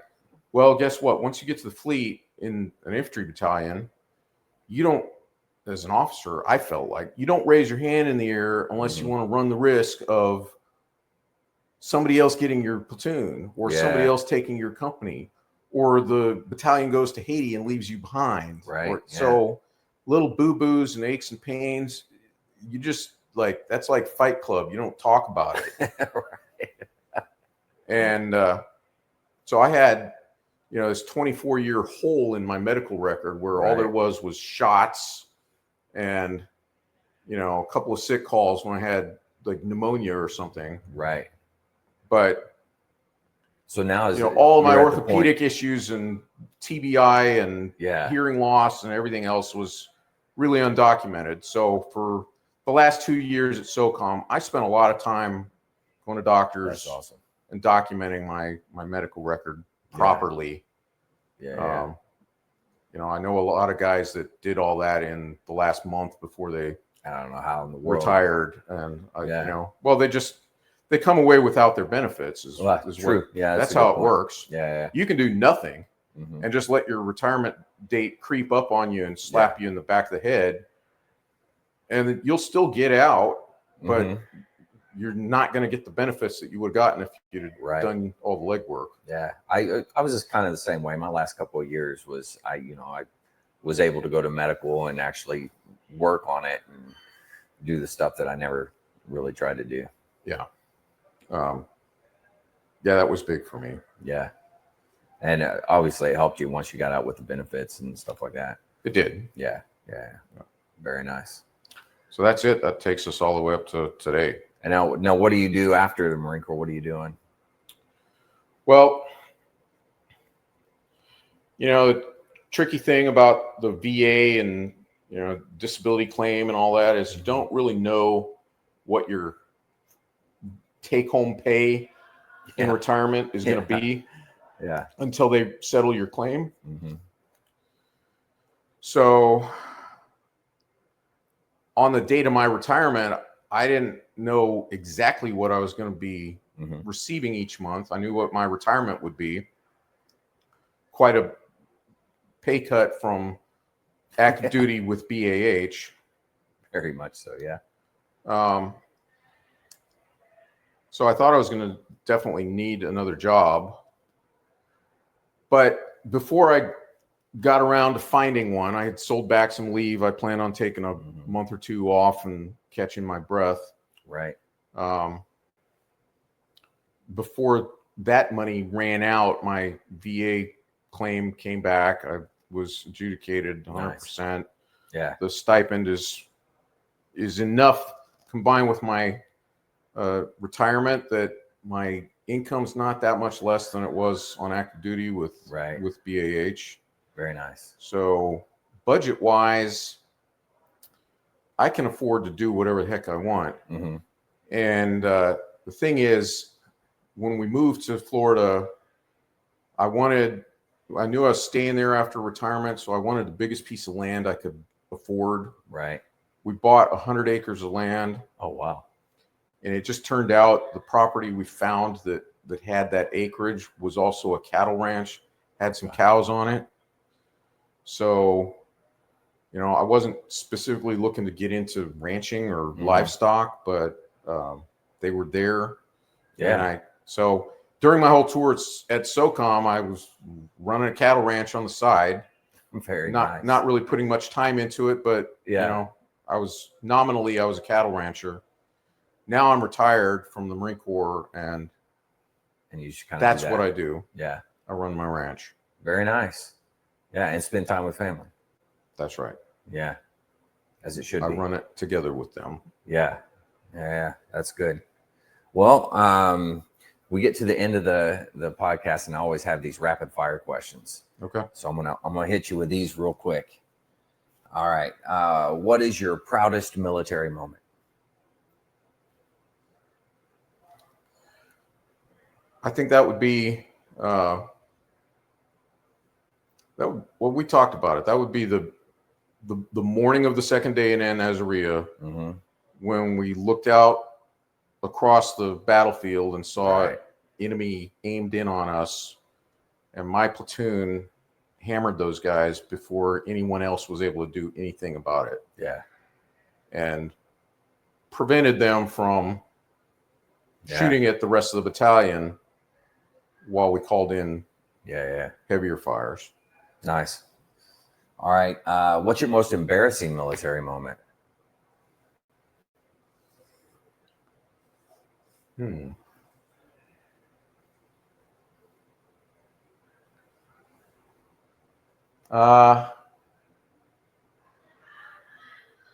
That's a hard question. I don't remember a lot of embarrassments in the military, but I would, again, I think I would have to say,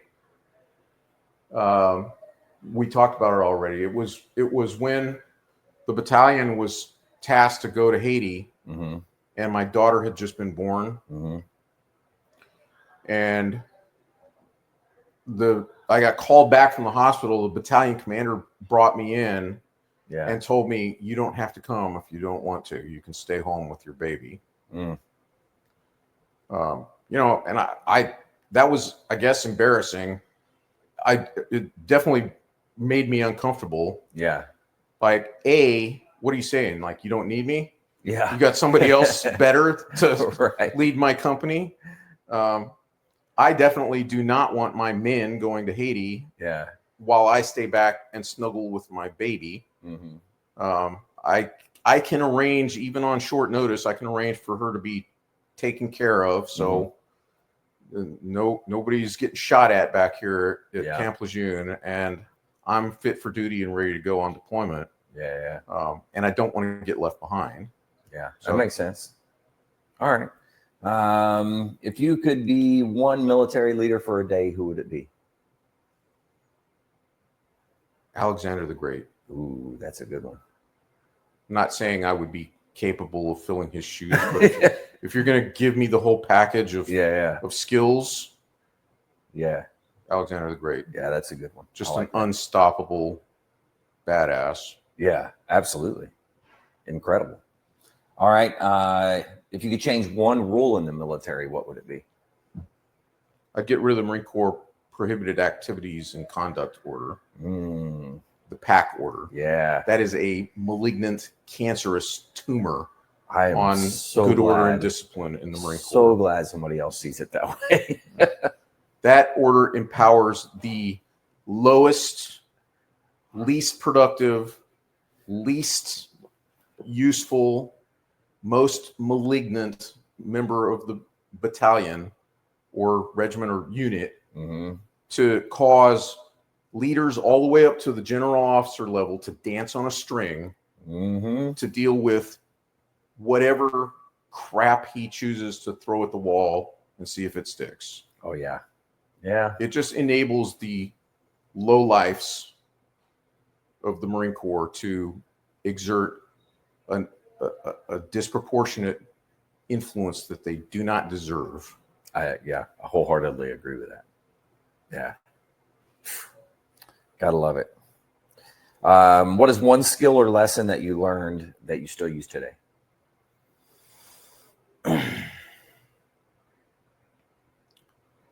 Perseverance in the face of adversity. Yeah. Yeah. I like that. Definitely Whether seen a it's lot of adversity. So physical discomfort or some other kind of material setback. Like I say, little things like losing your wallet on vacation, that can still throw me into a tailspin. Yeah.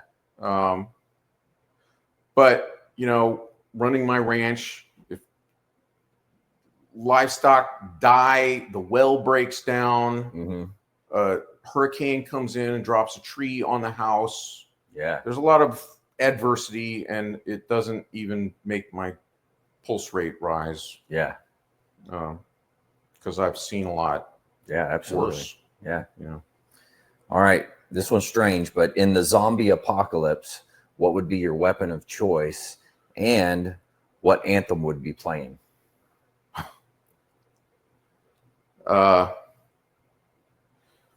My zombie weapon is it's a Smith & Wesson AR-15. It's a M&P 15. Yeah. With a red dot sight on it.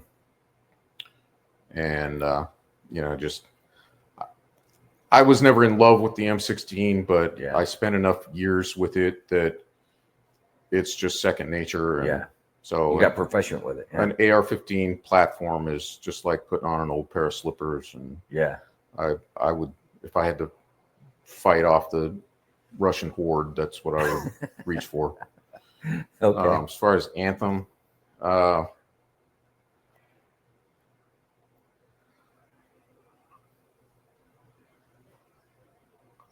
think I'd probably go with AC/DC, Dirty Deeds Done Dirt Cheap. Ooh, that's a good one. I like that. Yeah, I was going to say for you, AC/DC, Thunderstruck, with the 81 anyways. Either one of those works. Yeah. Yeah, I used to have Dirty Deeds Done Cheap as my ringtone on my phone.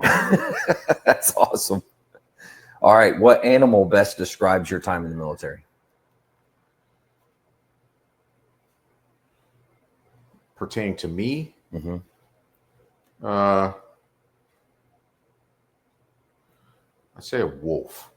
Okay. That's good. I like it. I'm not going to claim grizzly bear status or lion or tiger, but wolves are aggressive and persevering. Like they endure. They can run. True. They can run all day for days and then kill something when they get to the other end. Yeah, that's the way I wanted to be when I was a company grade officer in Marine Corps. Good answer. Now these next two, may be difficult for you to answer, but which branch of the military has the sexiest uniforms? Well, the uniform is made by who's wearing it, and the answer is the Air Force. Just objectively speaking, I've served on joint duty. I've been assigned on inter-service bases. The Air Force has the most beautiful women of all the services. Okay, that's a good point. Yeah. And there's no military uniform that's sexy. But Yeah. if you take a beautiful woman and put her in a There you uniform, Yeah. she's going to make the uniform, and the Air Force has That's the true. market cornered in that regard. True. Now, which branch of the service is the best? The Marine Corps. Okay. I just want to You make mean sure. You mean for killing stuff? Yeah, Yeah, absolutely. Yeah. That's the Marine Corps. Okay. All right. Well, Although yeah, go ahead. I served at SOCOM, and I will not take anything away from the other services, Special Forces, especially Army Special Forces. Yeah. Incredible. Yeah. Well, at the end, I always say words of wisdom. Like if you want to tell the listeners anything that you would have for them, anything that you want to talk about, but I always call it words of wisdom. Okay, well, I'll tell the listeners the same thing I told midshipmen at the Naval Academy when I was teaching there, and it annoyed the leadership, frankly, when I would say it, because they were eager to recruit a big tent approach, recruit as many applicants as possible. Right. So I got in a little bit of trouble for saying this, but if you want to fight, join the Marine Corps. If you don't want to fight, don't join the Marine Corps. Go anywhere else except the Marine Corps. Regardless what you want to do in the Marine Corps, if fighting and killing the enemy is not part of what you want to accomplish in the military, then don't join the Marine Corps. Go somewhere else. It's a good point. I like it. Well, thanks for coming on and doing this. I truly appreciate it.